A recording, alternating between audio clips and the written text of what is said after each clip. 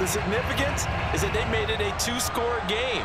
Still lots of time left to go, but likely that was their goal at the start of the drive. Get 3 points, make it a two-score game, and they were able to get it done.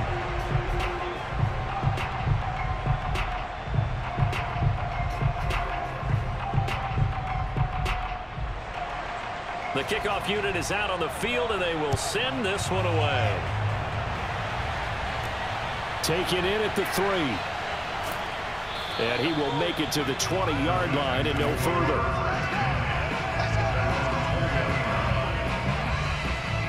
The Texans back out there and ready to go. And you're still in this game. I mean, yeah, you haven't scored. Offense obviously has struggled, but you're only 2 scores down, so all hope not lost. Not at all, because we're talking about the NFL, and teams can score fast in this league. Quick strikes, you're right back in it. You're exactly right. Keeping hope alive. Watson will bring up the Texans here, 1st and 10 at their own 20-yard line.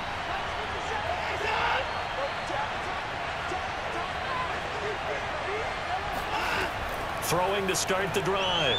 Watson. He finds his man complete. It's Daniels. And he'll get this up to the 30-yard line. Well, every drive from here out is definitely crucial and critical. They know that they need to get at least 3 here to get it back to a one-score game. But I can't imagine that in their huddle that they're thinking at all about getting a field goal. They want to get into the end zone and then try and get the ball back again. So 1st and 10 now from the 30. Out of the gun, they hand to Foster. Oh, fighting off the defender. He'll take this up just shy of the 40. Excellent display of footwork on that run. 7 yards on the pickup there, and it'll leave him with a 2nd and 3. Well, no matter how they phrase it, staying on schedule, staying ahead of the sticks, whatever you want to call it, 7 yards on 1st down, that fits the bill. So they'll come up after the gain of 7 on a 2nd and 3. A shotgun snap for Watson. Going deep for Hopkins. A fight for it, and this is caught. It's caught indeed. The Clemson connection. Watson to Hopkins for a big one. 51 yards. Hard to believe that arm strength was a knock on Deshaun Watson coming out of Clemson, but he showed what he's got there. And we often talk about hang time for punts, but in this case, we should probably calculate the hang time on that throw, because that one hung up there for a long time and managed to keep going and going until it found its target. A real field flipper there, as all of a sudden they've got a 1st down in the red zone. A shotgun handoff now. Foster. Oh, no, he lost the football.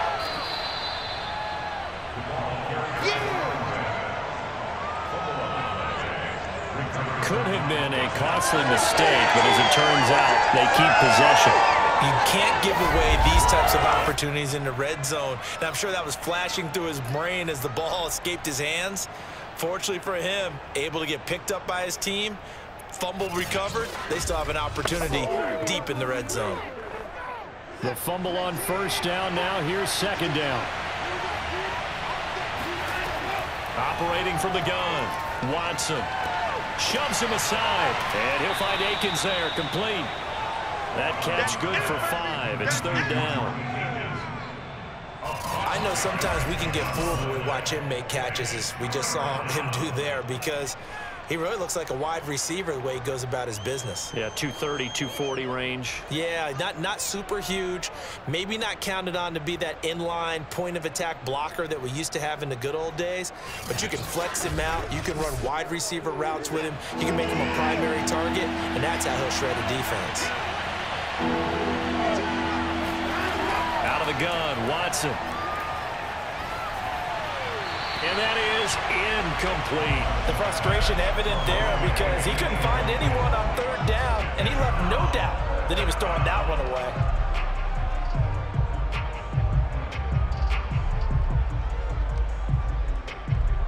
So on 4th down, out trots the kicker in a big spot here. From the left hash, should be a fairly easy one here. Fairbairn able to put this one through. And they get themselves on the board here. It's 10-3. All right, so they needed 2 scores to get back in the game. The field goal there, maybe not exactly what they wanted, but the necessary first step. There's still time remaining, and there's enough time to get it done. They've got to get at the least a 3-and-out here to get the ball back, preferably a takeaway.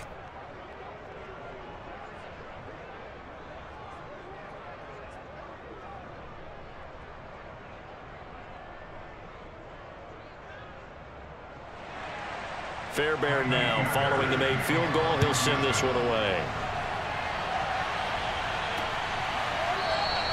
And no effort to bring this one out. It's a touchback. New York's offense back out there and set to go. The field goal we just saw has us now at a 1-score game, and on this side of the football, things are getting pretty tenuous, a little stressful. Blood pressure up a little bit, you think? I think up a lot of it. Could you imagine taking the pulse right now? It might be like a jackhammer out there on that side of the ball, but here's what the deal is. I think what we've observed is a team that's been playing not to lose as opposed to playing to win. And they've got to get back to that, and that means opening things up again, being a little more free in what they're trying to get done on offense. Here's a throw, complete right side to start things out. And he'll be out of bounds across the 30-yard line. A good pickup there, 8 yards on the first down completion. And Brandon, as you know, sometimes it's a lot tougher to run with these tight ends nowadays in the NFL. They're just bigger wide receivers. He lined up on the left side of the formation, ran a drag route across the field, and tried to work his way open. He was able to make the catch, but the defenders were there. Couldn't do a whole lot with it after. And hit behind the line. He lost the football. It's loose. And the Texans scoop it. And they will bring this one back. A fumble return for a Texans touchdown. So they were down by a touchdown, probably just hoping the defense could hold them, maybe force the punt. Instead, they force the turnover and take it into the house. Well, the plan was perfect. That's exactly what they wanted. Instead, they got a lot more than that. Big-time capitalization by taking the ball away and putting it in the end zone.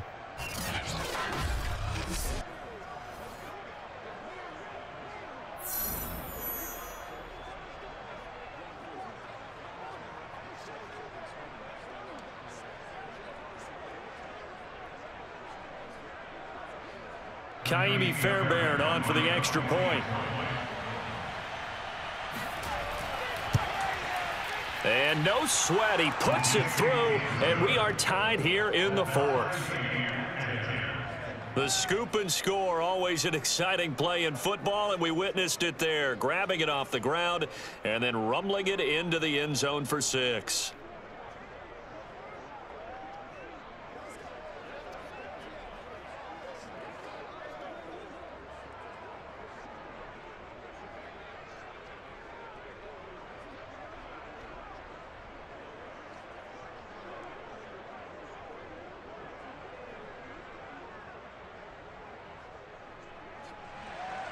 All level now at 10 apiece as the kick's away. And here comes a return from just beyond the goal line. And he'll be stopped right around where he would have been had he gone down to a knee, maybe a yard shy of there at the 24. And New York set to take the field. And we essentially have a brand new ball game. After that last field goal has tied us all up, we brace for what should be an exciting rest of this 4th quarter.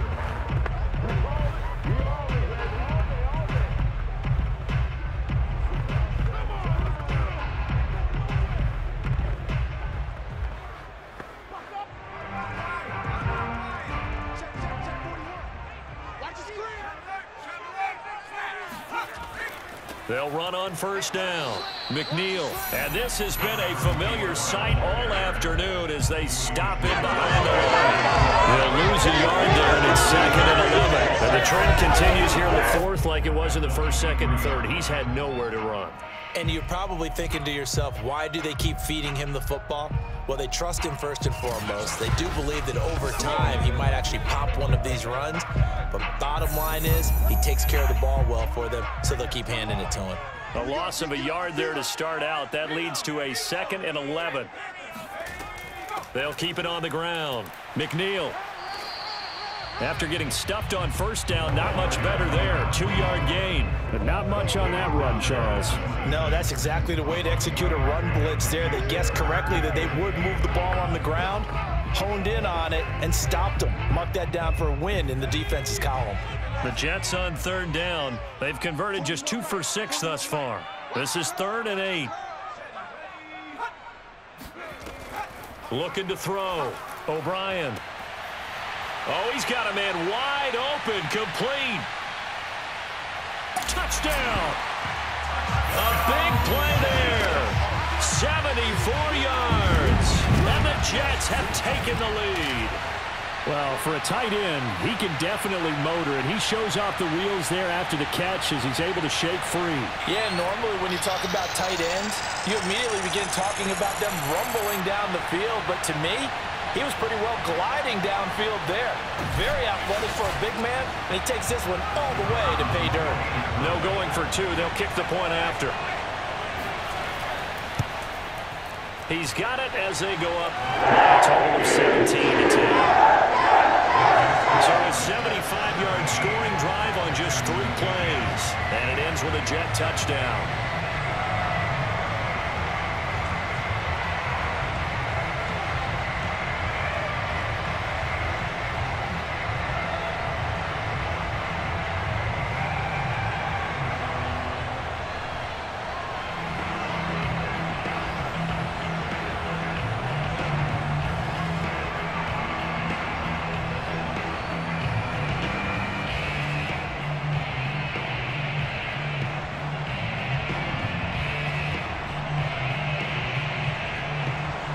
Set now to kick this one away, and off it goes.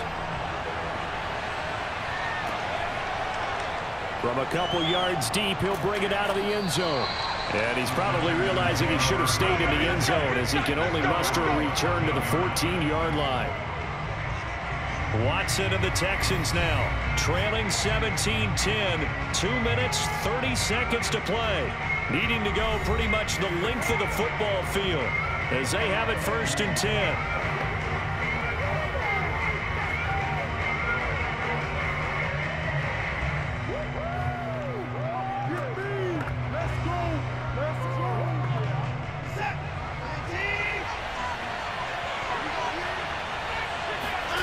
Watson on 1st down. Open man, here's Foster. And he'll be just shy of the 20 at the 19 as he goes out of bounds. Give him a gain of 5 on the completion, and that'll make it 2nd down.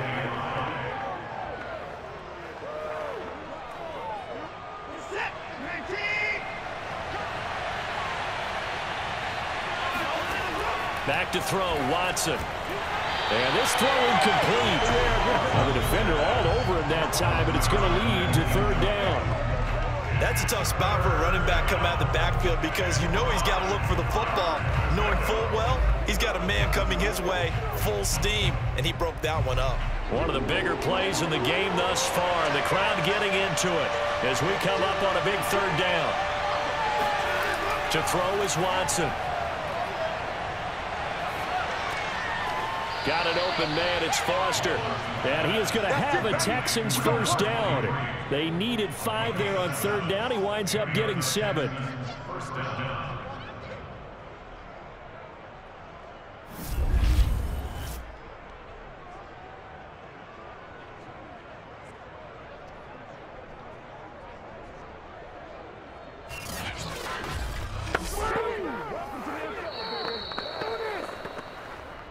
Fourth quarter, down to the final 2 minutes, and we've got a 1-score game.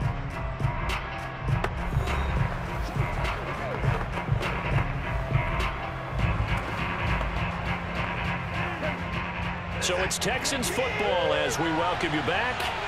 They come up on a 1st and 10, desperately needing a score here on what could be their final drive. And now a throw on 1st down there, but it's incomplete. Ooh, that's certainly not the worst thing. It stops the clock and lets your offense catch its breath and lets us exhale a little bit. Now I expect them to call a couple plays in the huddle so they're ready if a tackle happens inbounds. 2nd and 10. To throw, Watson.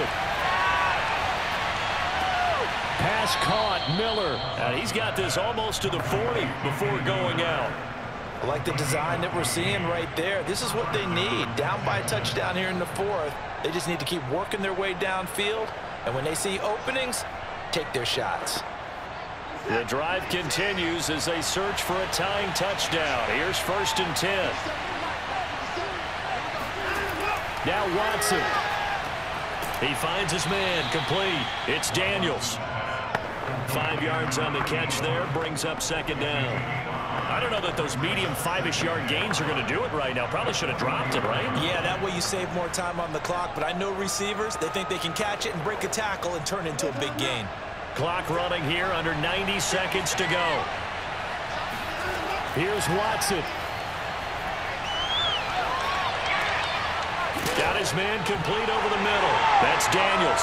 And it's scooped up by the Jets. And the return stops at the 39-yard line.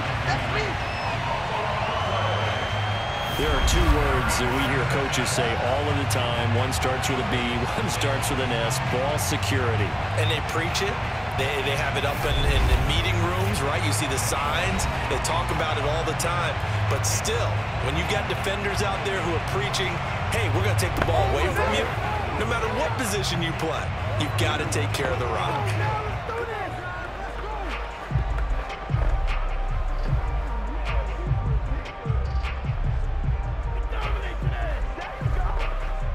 They've got good starting field position as they come up here 1st and 10 at the 39-yard line. Starting the drive was Snell, and he takes this up right near the 45-yard line. Now the Texans will burn the first of their timeouts as they'll talk things over prior to this upcoming 2nd down play.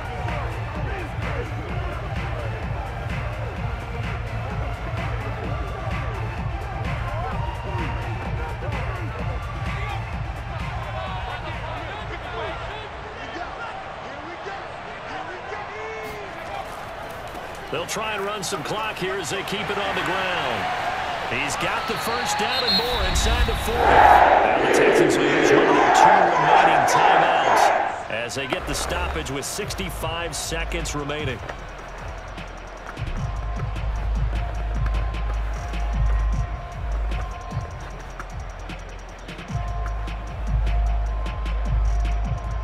Not totally home free yet, but it's looking good as they come up 1st and 10. The Jets with victory seemingly in hand, they take the knee. The Texans going to signal for their 3rd and final timeout as it comes with 1:04 left to go in the game.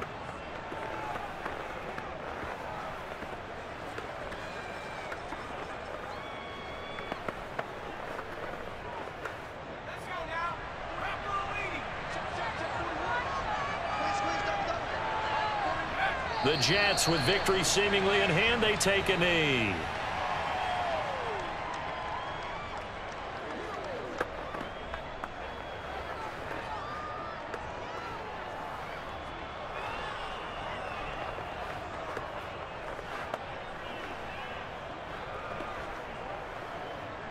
And with a 3rd and 13 here, the defense in a dime look.